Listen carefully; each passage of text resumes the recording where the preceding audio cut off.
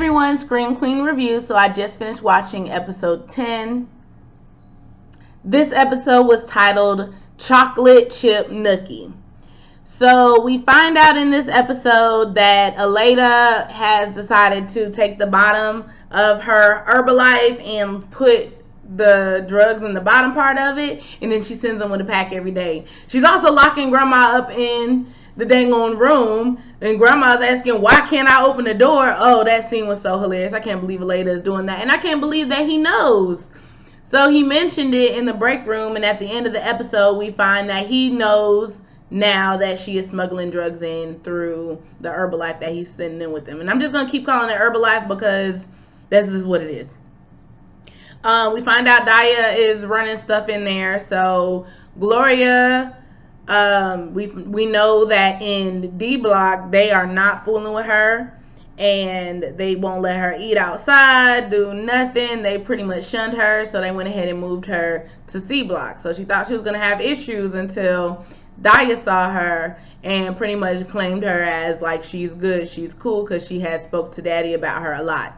So now she's cool in C Block. Piper is really trying to get this kickball started. She went ahead and started practice, doing a scrimmage. Of course, Baddison and her annoying self has to mess everything up and keeps kicking the ball up into the corner. I hate that when people do that. When they kick it either over the fence and you don't go get it, or kick it up into the gym ceiling. So she gets the ladder and goes up there and gets it, and then when she peeks her little head up, she sees that there's a kickball field. Of course, this is more motivation for Piper. Let's go ahead and get the kickball field done. Loose Chick tried to make all kinds of excuses, but then agrees that because 30 days, no issues, no incidents, we'll go ahead and clear it out. So that makes issue resolved, because they also haven't been getting any points with their fantasy inmate because all the blocks have been separated. So if they can get the blocks together for recreation again, then they can start playing the game again, because it's been at a standstill, except for someone who keeps getting points for like minor infractions, and Diaz and Daddy getting their little lesbian love making it on, because apparently Daya is gay for the stay, apparently. And she's also clearly an addict because she's taking her own stash. So I don't like this route that Daya is going, but it's a little too late, and now things have been messed up for Aleda. And I said this, I said, please, Aleda, don't mess this up. You could have been legitimately selling your Herbalife, actually building a life, maybe just be nice to the grandmother, and you could have been good and really found a way to get your kids back. And this guy seems like he really cares about you, so I want to see what he does next episode now that he knows what she's doing. The Nikki and Red thing, I see that building, and I'm so sad to see it, because I really thought it would go in the other direction, but now we find that they're pulling them apart. So both Red and Nikki are right, but it's like they're relying too much on Carol and Barbara to dictate what actually has happened.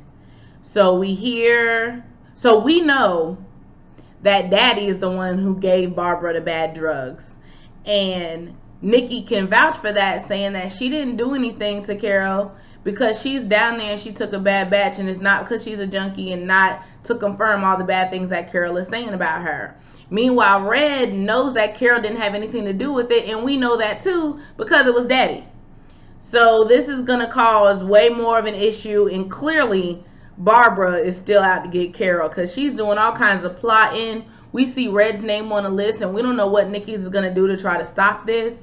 She's trying to say it's a bad idea, but Barbara is clearly not listening, and she's sober, and she's still not listening. So there's not really a chance for this to change. And Daddy, of course, this all works in her favor, so she's just going to let it play out so she can come out on top. This episode was boring to me, but there were some significant things that happened. Primarily, Cindy trying to get this phone call to Caputo to let him know that the guards are suspicious and that somebody needs to look into them.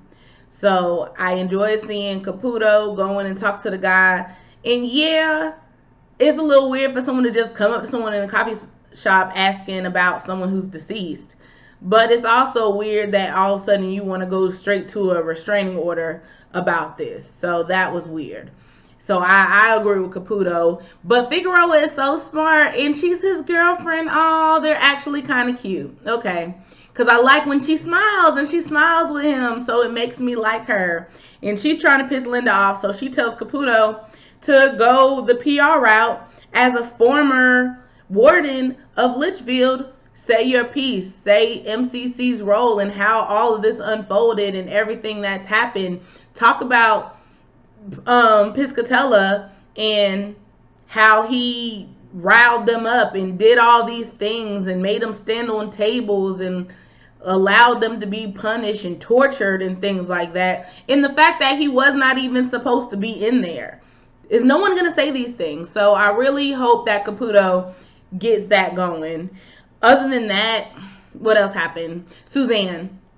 So she's learned that it is okay for her to leave out of B Block. Her and Pennsatucky. So Pennsatucky found her way to B Block. I guess that was the deal. She played with Linda, give me a sweet spot. So that's a sweet spot. And they are signed up for kickball. Frida pretty much tried to threaten Suzanne that they're trying to kill you out there, but then she learns the truth and she convinces Frida that it's okay out there and I can be your personal spy. And Frida tells her a version of the story of what happened and says that that's what pretty much tore them apart, when really it was her, in a sense, as far as her being a traitor. But it seemed like they were already separate, so that's not necessarily a lie. She just omitted her role in it and how dangerous that it is for her. But Suzanne is on her side. I think Suzanne's going to try to do the right thing. I just hope she doesn't get caught in the crossfire and then they think she's siding with her, so she ends up, getting hurt, because she is kind of like a Braun, a good person to have on your side. Like, she is the fight in the pack. So I just hope she doesn't have to do anything that could also lengthen her stay at this lovely resort. Last thing, the background with Carol and Barbara. Oh my God, they are so devious and treacherous. And your own sister who's trying to be successful, and she's a child, and we understand how it is with parents. Whatever's going to be the best opportunity for your child to succeed, you're going to do it. So they were making a lot of sacrifices, and even though she probably didn't want to change schools like she told Barbara at the lake, but the fact that y'all locked your own sister in a car and took off the door handle so she couldn't get out, or the door lock so she couldn't get out, y'all are horrible beings. So imagine what you would do to each other. And Nikki said it herself. Imagine what they would do to each other. Red trying to say that was years ago. Okay, so y'all are about to get caught up in the crossfire because you refuse to see what is right in front of you. When someone shows you who they are, believe them. They killed their sister, their own little sister, who only wanted to put tadpoles into a lake and knew enough about the tadpoles to know that they were going to survive. She's not about to hurt anybody, and she dang sure is not the one hurting you. If anything, I could more so understand if y'all, not even really understand, but if out of anger, because y'all are dumb little high school kids who clearly are way above yourselves, try to kill your parents. But not the little girl. It's not even her fault, and that's y'all sister. So how far can you really trust them? They're both crazy to me. So now I just really want to see what happens when all this goes way too far. So that was my recap for Chocolate Chip Nookie. I want to see what happens next. Thank you guys for listening. You can also see me on Facebook at www.facebook.com/Screen Queen Reviews. Please subscribe below as well. Thanks for listening.